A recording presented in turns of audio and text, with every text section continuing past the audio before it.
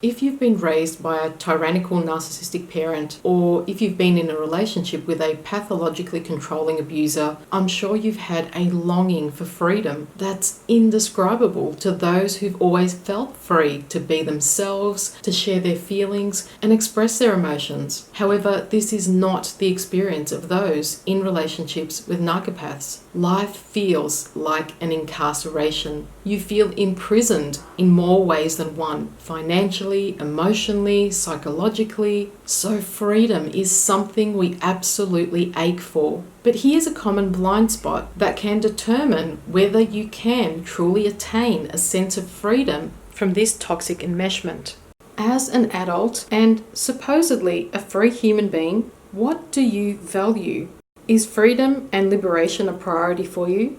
My guess is that if you're watching videos about narcissism, I'm sure that you're motivated by a lack of freedom. And maybe on some level you've always been aware that you're somehow bound by some sort of invisible chains. So in this video, I want to shine a light on one of those intangible shackles so you can discern for yourself if this is the reason why you still don't feel free.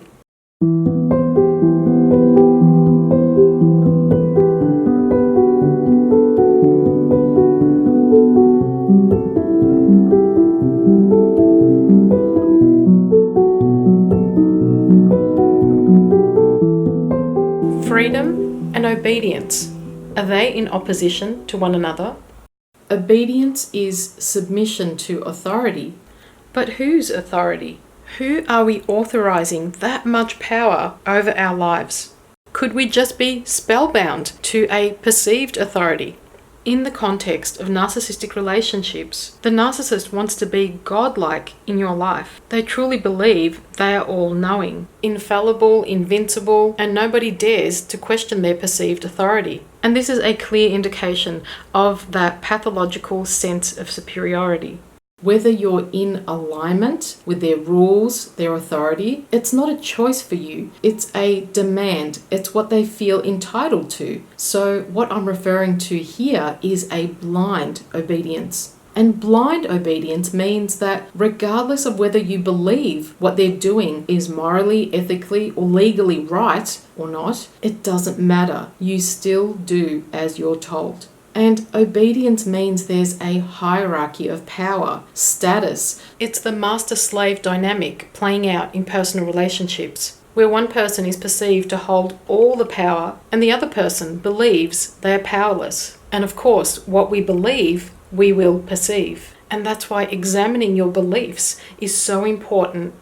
And this is how we find ourselves disillusioned in this pickle of a situation. They put themselves on a pedestal, assume the dominant role in your life. We naively believe that they mean well, all the while bullying you into submission and manipulate you to believe that they're worthy of respect. And apparently this whole facade entitles them to make up rules which you must obey.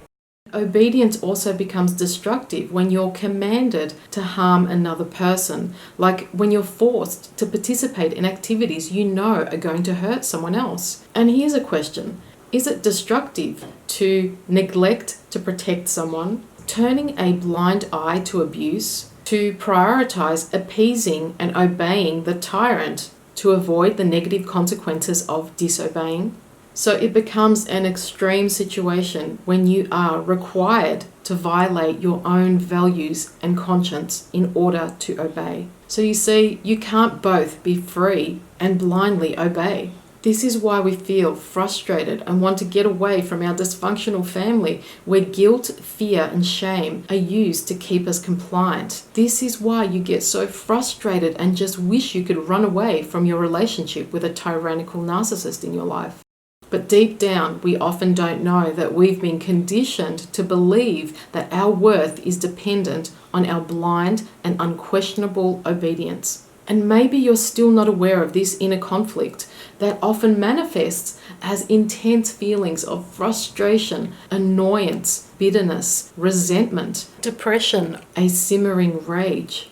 And these are just symptoms of repressing your authentic anger and existing in a chronic state of oppression, where basically you're not free to be you. Your worth is measured by your ability to obey. And you've been spoon-fed this inversion, this lie, repeatedly. You've been manipulated to believe that all your worth is dependent on what you can do. To keep this illusion intact, it's dependent on what you can supply. And what you're supplying the narcissist by being in this tormented, frustrated state is your emotional energy. We often have such a great disproportionate fear of disobeying family rules, failing to fulfill mummy dearest obligations because we think we can't tolerate the disapproval and the disappointment that will invariably come if we say no and utilize our free will. We don't know we're enmeshed in a false allegiance, a sick faithfulness to that which is destroying us. The tiniest sign of disapproval from our abusers. And remember, we've been trained to be hypervigilant, so we preemptively know their needs. We reel in horror, anticipating their punishment, handing over our power.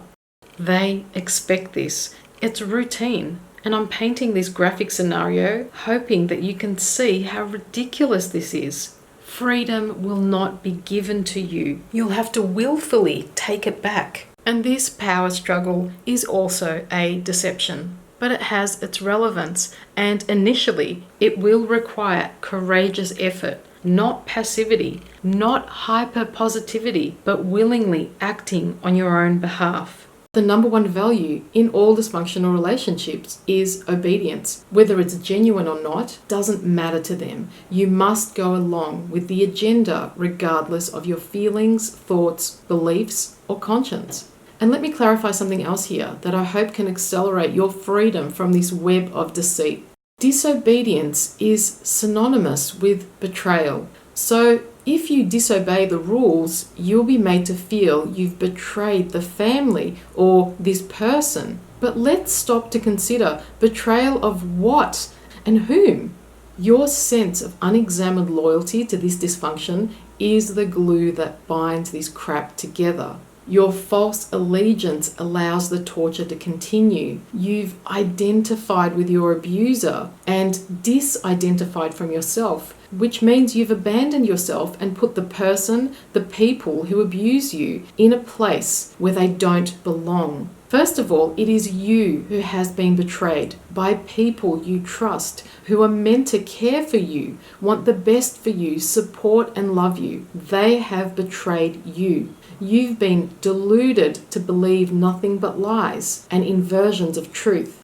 You've been betrayed in numerous ways. Betrayal of trust, because pathological lies will continuously deceive. Betrayal of power, because instead of being a loving, wise guide, they become authoritarian and tyrannical instead.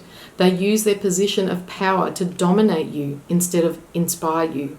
But the most painful part is after we stop playing the blame game and we realize that by obeying and going along with the programming, we are participating in self-betrayal. We are betraying ourselves. Narcissists need you to obey because it eventually means you'll stop thinking for yourself and turn to them for instructions.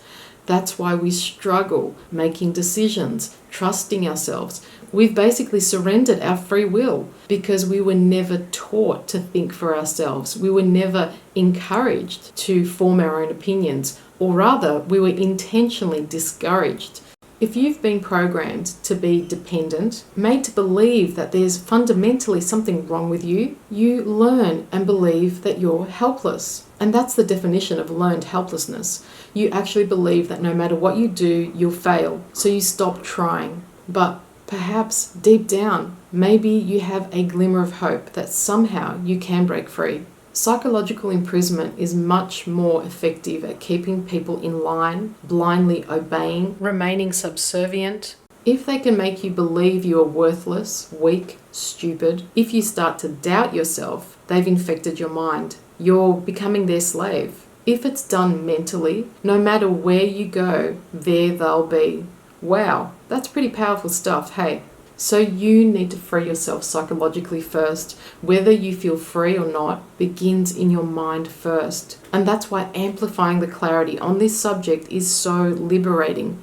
Shining a light on all the lies we've been told and deceptions we may still not know we are believing.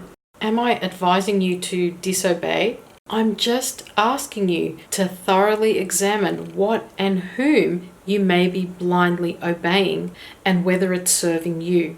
Does this person or this group have a vested interest in you never knowing your power, never knowing your inherent worth? Do they gain strength by you believing you're weak, incapable, unable to survive without their control? People usually blindly obey and conform because they're dependent on their abuser financially, emotionally, for a sense of self-worth. They conform because of low self-worth. They don't believe they can do any better or deserve anything else, or they're simply afraid or terrified. So these are the specific areas that will require your attention if you want to attain your freedom. Take small steps towards your independence.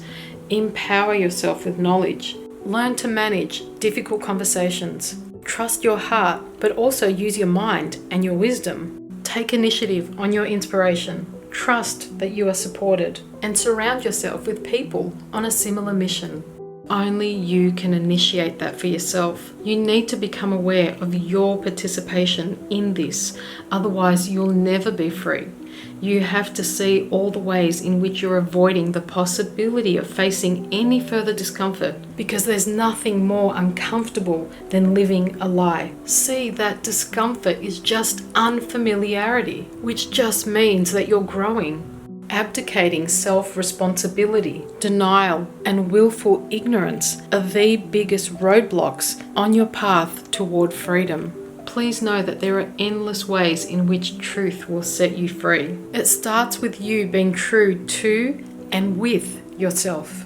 No matter what your current circumstance is, focus on freedom and remember that you're free to think your own thoughts. You're free to form your own beliefs, and you're free to incorporate a more empowered perspective.